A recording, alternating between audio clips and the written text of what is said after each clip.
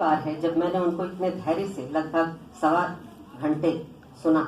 इसके पहले हम बहुत बार साथ रहे हैं, लेकिन 15-20 मिनट, और टीवी टॉक में तो जो समय मिलता है वक्ता को बोलने का, वो उस वक्ता को वक्ता नहीं जमूरा बना के छोड़ता है। तो उसकी तो बात ही छोड़ दीजिए कि उसमें कोई वक्ता बहुत गंभीरता से अपनी बात या अपना पक्ष 2 लाइन भी रख सके। तो फिर भी हम लोग उसमें भी हिस्सेदारी करते रहे, ये मानकर करते रहे कि शायद इस तरह की जद्दोजहद और इस तरह की हिस्सेदारी से कुछ जगह हमारे लिए भी निकल कर आएगी।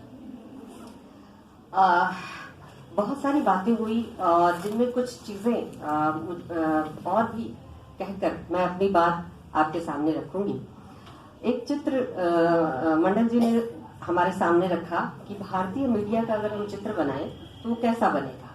इन्होंने बहुत सही तरीके से बताया कि अगर हम आइडेंटिफिकेशन के टूल्स का इस्तेमाल करते हुए भारतीय मीडिया का कैरिकेचर करें तो अपराजिता यहाँ थी, कैरिकेचर और रेखांकन में उसको दक्षता हासिल है, तो वो कैसा बनेगा। वो एक पुरुष का चेहरा होगा, एक सवर्ण पुरुष का चेहरा होगा, और वह एक बहुसंख्यक धर्म यानी हिंदू धर्म का रिप्रेजेंटेटिव चेहरा होगा, जिसमें अन्य की जगह लगभग गायब होगी।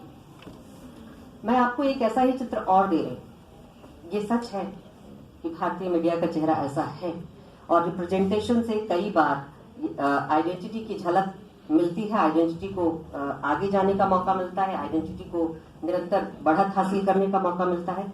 लेकिन कई बार रिप्रेजेंटेशन के मौजूद होने के बावजूद आइडेंटिटीज मर जाती है और उस पर बात नहीं होती। वो तस्वीर मैं आपके सामने रखना चाहती हूँ। याद कीजिए आनंद मठ के प्रकाशन का जमाना। बंकिम चंद्र ने आनंद मठ लिखा और उसका जो गीत है वंदे मातरम, वो सबके मुंह पर चढ़ा, और भारतीय राष्ट्रीय स्वाधीनता संग्राम में इस गीत की अहम भूमिका रही।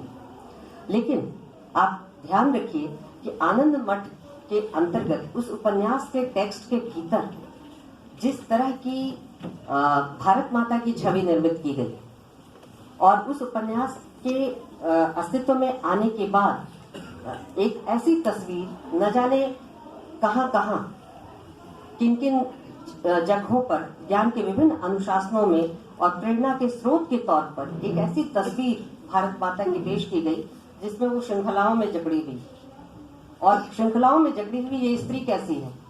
ये युवा स्त्री है जिसके फटे वस्त्र हैं, म्लान मुख है, लेकिन यह युवा स्त्री फटे वस्त्र और म्लान मुख के साथ साथ इसकी और एक पहचान है, ये सवर्ण हिंदू स्त्री है। स्त्री के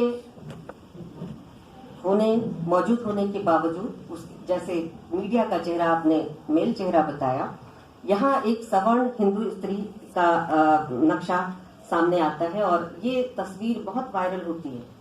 आजादी की लड़ाई की प्रेरणा रही कि भारत माता श्रृंखलाओं में जकड़ी हुई है और उसे आजाद कराना हर भारतीय का कर्तव्य होना चाहिए। ये तस्वीर प्रेरणा स्रोत की तरह चली। इसी समय एक और फलसफा आता है, और उस फलसफे को इस तस्वीर मात्र के आगे डिफीट होना पड़ता है। वो फलसफा किसका था? दादा भाई नौरोजी को आप याद कीजिए। दादा भाई नौरोजी ने उसी वक्त ब्रेन ड्रेनेज की थ्योरी दी थी, यानी आर्थिक संसाधनों का अपहरण भारत की गरीबी का कारण था। ये दादा भाई नौरोजी ने अपनी महत्वपूर्ण पुस्तक में रेखांकित किया। मुझे अभी उस किताब का नाम याद नहीं आ रहा, वरना मैं बताती। और ये इतिहास की चीज है, कोई भी जो मैं कह रही हूँ आप आसानी से इसे खोज सकते हैं। दादा भाई नौरोजी ने एक सुसंगत आर्थिक विश्लेषण के आधार पर इस बात को एस्टैब्लिश किया कि भारत गरीब देश नहीं है, ये गरीबों का देश है, लेकिन गरीब कतई नहीं है। गरीब होता तो यहाँ बार बार संसाधन लूटने बाहर के लोग नहीं आते, और फिर उस संसाधन का एक्युमुलेशन, उसका संचयन, उसका जमावड़ा इतना कैसे हो जाता कि फिर बाहरी लोगों को प्रभावित करता, ललचाता और उन्हें आकर्षित करता कि वो भारत पर आए और भारत के संसाधनों को अपने मातहत ले लें। तो ये गरीब देश तो नहीं है। हाँ, गरीबों का देश जरूर इसे बना दिया गया है, और वो गरीबों का देश बनाने के पीछे जो आर्थिक तर्क देते हैं, उस तर्क को, यह जो भारत माता की छवि थी, इसके आगे हार माननी पड़ती। यानी आर्थिक राष्ट्रवाद के बजाय एक ऐसे राष्ट्रवाद की शुरुआत और उसको बढ़त मिलती है जिसे हम हिंदू राष्ट्रवाद कह सकते हैं। ये आनंद मठ और बंकिम चंद्र की देन थी। दादा भाई नौरोजी के इस महत्वपूर्ण विश्लेषण को बिल्कुल इग्नोर किया गया, उसे हाशिए पर डाल दिया गया, क्योंकि उससे जिन्हें एकजुट करना था, या जो दमित अस्मिताओं में भी जिनका वर्चस्व था अन्य अस्मिताओं की तुलना में, उन अस्मिताओं को वो स्वीकार नहीं था, वर्चस्वशील अस्मिताओं को वह व्याख्या स्वीकार नहीं थी। और इस तरह से केवल चित्र के मौजूदगी के आधार पर या चित्रांकन के जरिए हम अगर उपस्थिति को या रिप्रेजेंटेशन को मान लें तो दिक्कत होती है कि उपस्थिति होने के बावजूद भी चीजों को अनुपस्थित बना दिया जाता है। स्त्री वहां थी, लेकिन स्त्री के मुद्दे राष्ट्रीय स्वाधीनता संग्राम की लड़ाई के अहम मुद्दे नहीं थे।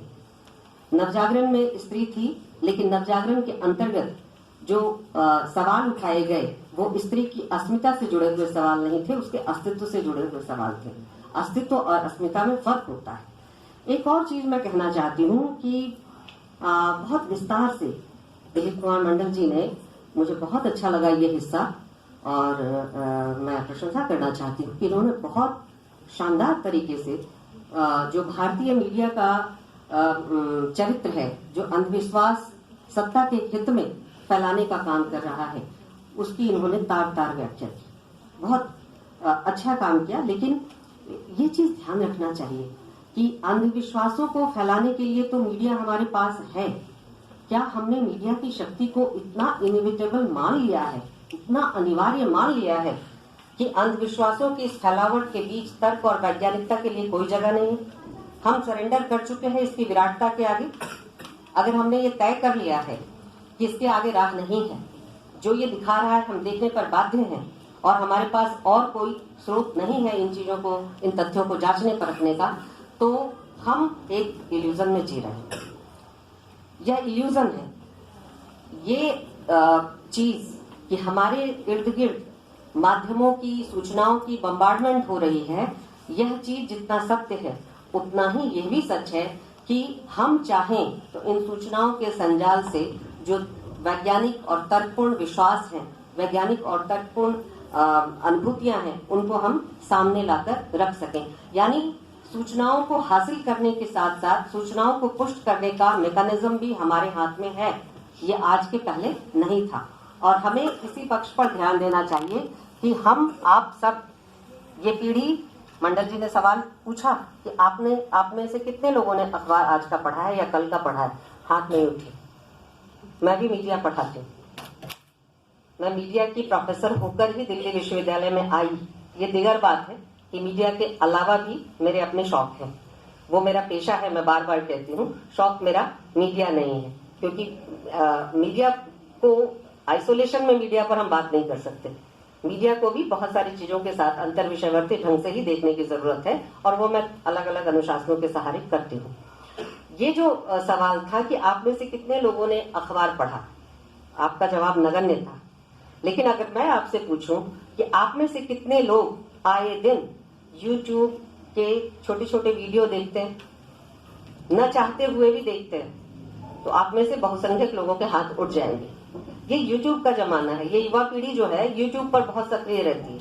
तो जब आपके पास ये जो आपको इतनी सारी चीजें, इतनी सारी सूचनाएं उपलब्ध हो रही है, इसका एक बेहतर सदुपयोग भी आप जानने, सही तरीके से सोचने के लिए कर सकते हैं, जो आपको वैज्ञानिक चेतना से संपन्न बना सकती है। और इसके लिए एक अवेयरनेस की जरूरत है, इसके लिए एक जागरूकता की जरूरत है।